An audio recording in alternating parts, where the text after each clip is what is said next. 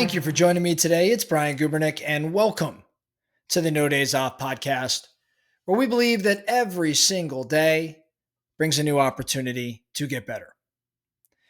This past weekend, I was running the New York City Marathon and then had the opportunity to go to the Monday Night Football game. And I brought my father along with me, which is a whole separate episode, but we had a great time and obviously getting to spend time with my dad, having him hang out in New York with me, having him go to a football game, which he loves the Arizona Cardinals. It was an amazing time. But we got to spend a fair amount of one-to-one time and lots of meals, lots of conversations, things like that. And we were just chatting at dinner one night and we were talking about this relationship that he's had for decades and how he and this individual had really kind of fallen out of touch, but fallen out of touch intentionally. They used to spend a tremendous amount of time together in work and in life and in coaching kids, and they were best of friends. And today, this individual does not hang out with my dad and his group, and it's honestly it's a little sad. He's not necessarily my friend, though I've known him a very long time, but our families were so intertwined for so many years, and I was asking my dad about the situation. I said, "Hey, explain to me what went on." And he told me two or three different stories about this individual that that left my dad feeling like this guy just was not meant to be his friend forever. He was doing some things that my dad felt were malicious. He thought that he was not being very kind to other individuals. And at some point, I think my dad just had enough and concluded, I'm done. I'm done hanging out with this person. I think we all can relate to something like that. I mean, I'm not going to say you've ended a friendship like I just described, but it's probably a person or two in your life where they were doing something that you didn't agree with or something you like. And as a result, you decided to intentionally spend less time with them. Well, as I got to asking my dad, well, what specifically did this individual do? He was describing these things, and it made me think about Hanlon's razor. Hanlon's razor. Now, what is Hanlon's razor? Hanlon's razor is a mental model that we've talked about here at No Days Off. It's a rule of thumb for interpreting human behavior. Hanlon's razor says never attribute to malice what can adequately be explained by ignorance or stupidity. Never attribute to malice what can adequately be explained by ignorance or stupidity. Now, the word stupidity sounds pretty harsh, but in this context, I'm just really saying it from the standpoint of like human error, forgetfulness, miscommunication, ego, lack of awareness. So I mentioned this to my dad, about Hanlon's razor. And I said, hey, is there a chance that what you're assuming was malice, was his bad intent? Is there a chance that maybe he doesn't even know what he did? Maybe he had no intention of actually harming and it was a character flaw or a way he showed up. Was it just potentially ignorance or stupidity, miscommunication, just true lack of awareness? And he pushed back and said, no, he knew what he was doing. I said, really? Are you sure?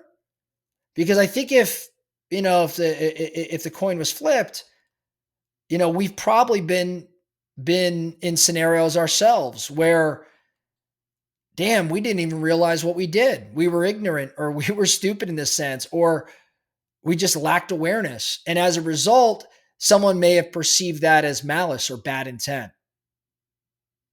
See, I think that this razor, as it very much Hanlon's razor applies in my dad's scenario, and it did get him thinking. I'm not going to act like everything changed in that moment. But I did ask him that question, and I know he's thinking about it right now because it certainly could be the case. And I think that we see this show up all over our respective worlds. Now, this phrase became popular, Hanlon's razor. It became popular in the 80s. And it was credited to this guy named Robert Hanlon, who actually submitted it to a joke book that was called Murphy's Law Book 2 or something like that. But the idea goes way back. Like you could find this concept in Napoleon's letters, and you could even find it in like ancient philosophy. But this mental model has lasted for centuries. And that's because it's actually pretty simple. Humans are wired to protect ourselves. And when something hurts us financially, hurts us emotionally, hurts us socially, we actually default to believing it was intentional. In other words, it's a defensive reflex. But the crazy thing is that more often times than not, people aren't thinking about you at all.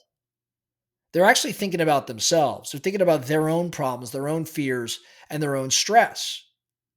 So is it possible in my dad's scenario, or is it possible in a scenario you may be dealing with right now, that what you're attributing to malice is in fact just their own issues, their own challenges, their own miscommunications or ego or lack of awareness?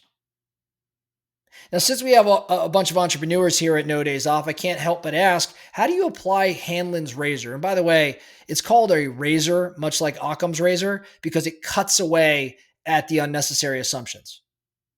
So it's a mental model that helps you simplify messier situations. That's where razor comes from. So Hanlon's razor, how might you apply Hanlon's razor in business?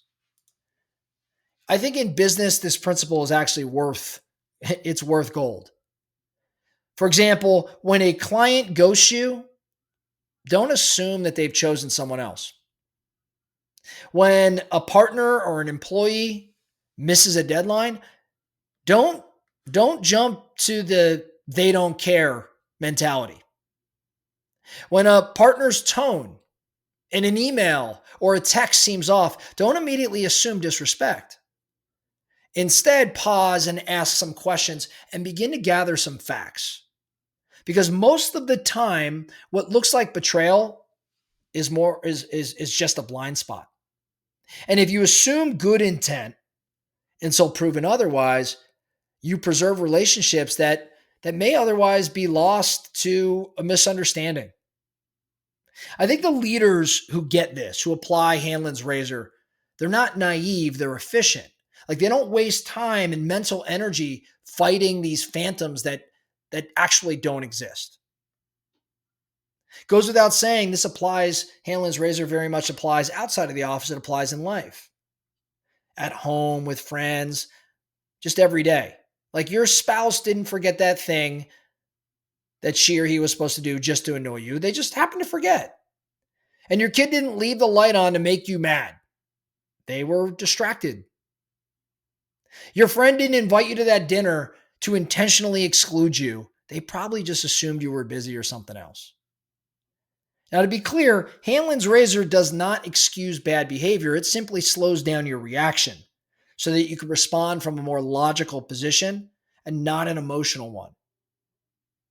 I think in doing so, it helps you build some empathy, maybe some patience, and it gives you a slightly different perspective.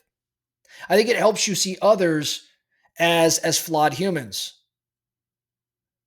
at least as flawed humans instead of intentional villains.